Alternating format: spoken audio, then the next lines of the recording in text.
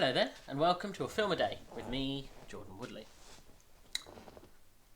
So, I'm jumping back onto the so bad it's good train of film, but I've decided to sort of advance the process, because I've looked at films where a film is bad at its core, but say you have a special effects team who have something they're really keen on, but they don't really know how to make a film beyond the effect that they've delved into. I've looked at films that have a source material, and they manage and if they have a good effects team, the source material, but again, there's just something creatively missing. There's some sense of directing, production, writing. There's just, even beyond the fact that it's an adaptation, just for some reason doesn't come together. And I suppose this is sort of the next level of that, where it's an adaptation. It's a incredibly well-respected source material. It's got a director who is, it is a known director, and there is clearly a passion and desire in terms of trying to create something with effects and with the intention of making it a huge hit, and yet, again, hence the so bad it's good moniker, the failure that it doesn't manage to achieve that sense of doesn't manage to sort of live up to its creative ambitions, and that is 1994's Roger Corman's Fantastic Four. And this lives in infamy. This is one of those films that it's wild because it demonstrates where superhero films were at the time. It demonstrates sort of the transition between people thinking that comic book films couldn't be made, and if they could be made, they were hokey and terrible. But also the creatives who clearly have a love and passion for the source material. They just don't quite know how to fully realise it. It's so close to, when you get to the era of things like Blade, X-Men, Spider-Man, where all of a sudden, these things are realised and they exist. But it's at a point where partly they can't manage to fully work out how to make it not hokey, and how to give it a sense of gravitas and story and bring life to it. And then, of course, there is the other thing, and it's a thing that I've talked about with the previous So Bad They're Good films, which is ultimately budget, and I suppose creative oversight. Because despite the fact that, who is it who says, is it Orson Welles who says, Alfred Hitchcock has been like, creativity, thrives when put against obstacles.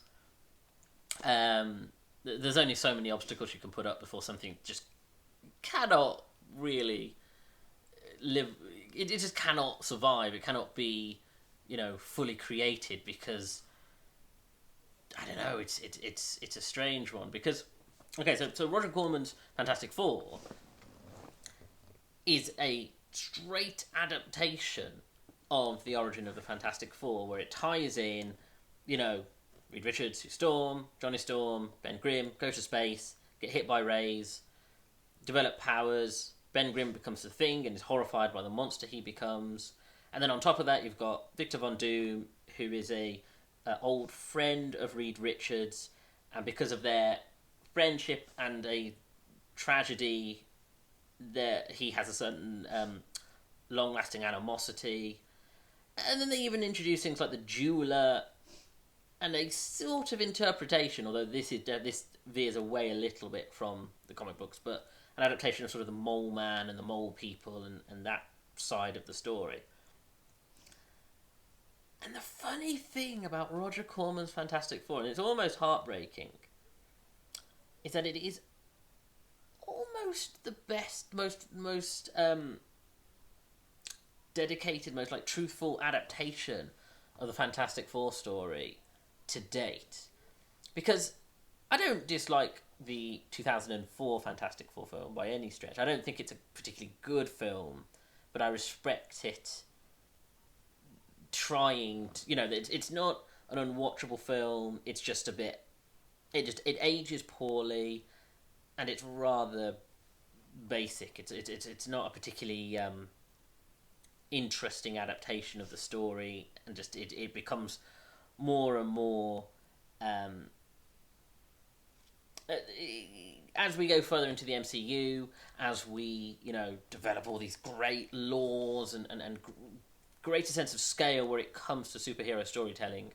The 2004 Fantastic Four film is rather sort of small potatoes when all said and done. The Rise of the Silver Surfer is an insult. It is a actively bad film that is a horrible experience to watch. I understand it was a horrible experience to make. There are moments of greatness in it. Doug Jones / Lawrence Fishburne as Silver Surfer, I think, hinted to something great. But other than that, it is a poor film. And speaking of poor films, you then have Josh Trank's 2015 Fantastic Four film, which is an insult not only to the property, but also to filmmaking.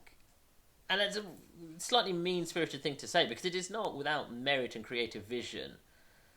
But, of course, famously, the Josh Trank film was a product of tension between the director and the studio, to the point where the director walked. And so it is a film that is crafted mostly from sort of studios having a studio having to put together what the filmmaker has made. And so therefore it is a bad film. But on top of that, even if it had been fully realised, as Josh Trank has envisioned, I don't think it would have been a particularly good adaptation of the Fantastic Four. It would have been an interesting film by itself, but it would not have been the Fantastic Four. It would have been a film that resembled, The Incredibles would have been a closer adaptation of the Fantastic Four than the Trank cut of Fan Four Stick, as people call it.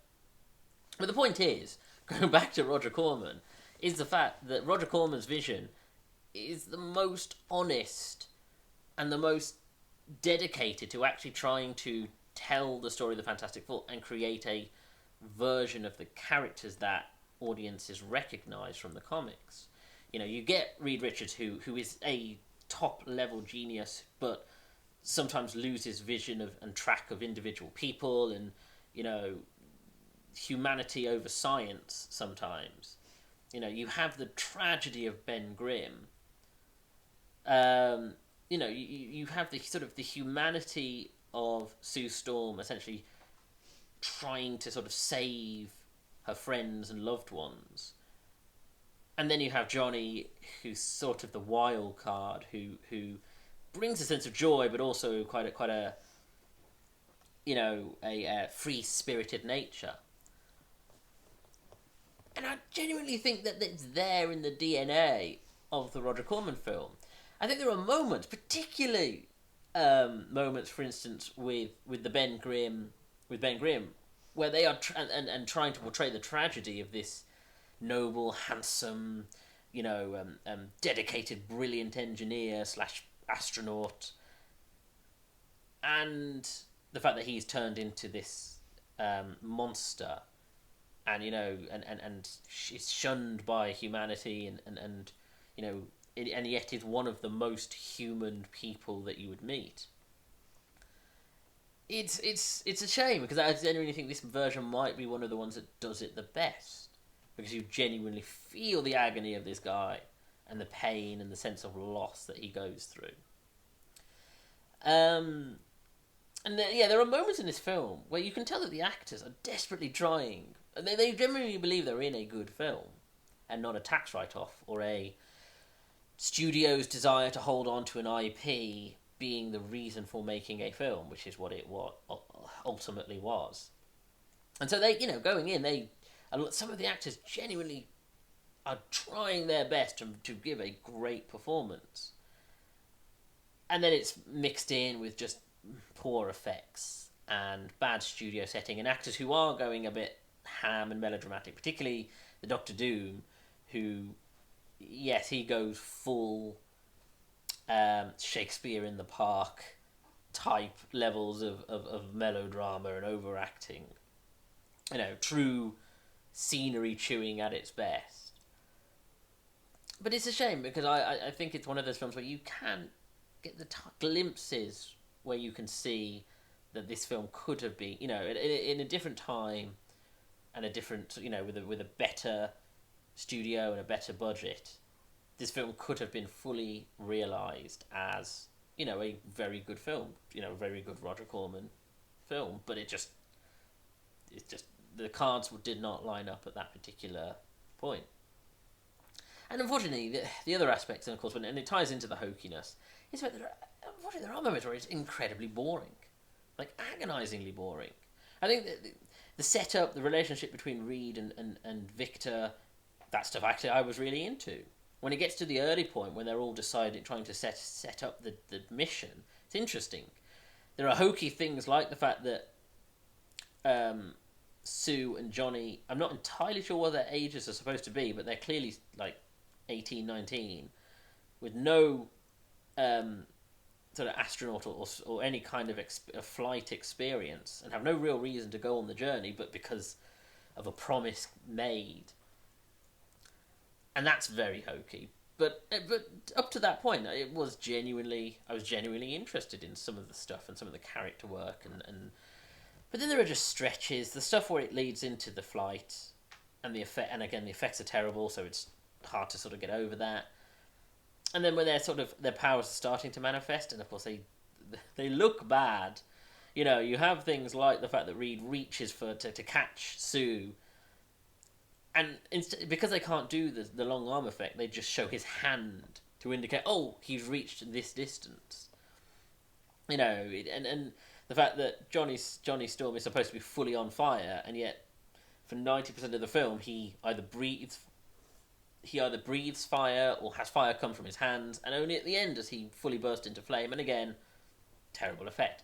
And it's just, you know, following that, and sort of once you get into the second and third act, the film becomes incredibly dull, incredibly sort of played out, and because Roger Corman is trying to keep to the source material and give a true and honest portrayal, this is a comic book from the 1960s, and so therefore it is a little dull and a little sort of, I don't know, just a very, like I said, small potatoes, I suppose, as I was saying about the 94 one, the 2004 one. It just, it'll be interesting when the MCU finally does do their Fantastic Four adaptation, because I think the story is interesting and there is enough world building, and of course the MCU around it helps buffer that. But I have yet to see a Fantastic Four adaptation that I don't find a little mediocre and a little bit, okay, I get it, they have to discover their powers, the trauma of it, and then they have to fight Victor on Doom. I'm really hoping that the MCU version, when we finally get it, pushes for something just a little bit different, because or finds a way to tell that story that doesn't have me sort of clock watching, essentially. But yeah, it is a bad film. It is. There's no beating about it. It's a bad film with bad effects, bad, you know, over the top acting, and a poor story. You know, a dull in parts and confusing story. But as I say, I think of all of the Fantastic Four versions, this is the one where I can sort of see the creator underneath it, desperately trying to live up to trying to make something that he genuinely believes in. And it's a shame. It's a shame because I think from the annals of history, this will always be remembered as a profound failure. Anyway, thank you for joining me. If you like this video, hit the like button, comment below, and share the video, because this all helps me in the algorithm. Subscribe to the channel and hit that bell to get notifications of when new videos are uploaded. Check out my back catalogue of over 250 videos, and follow me on Twitter at Jordan_Woodley, where I tweet about TV shows and films, and I share these videos once they're uploaded to YouTube, either the day of or the day after. Thank you for joining me. Take care.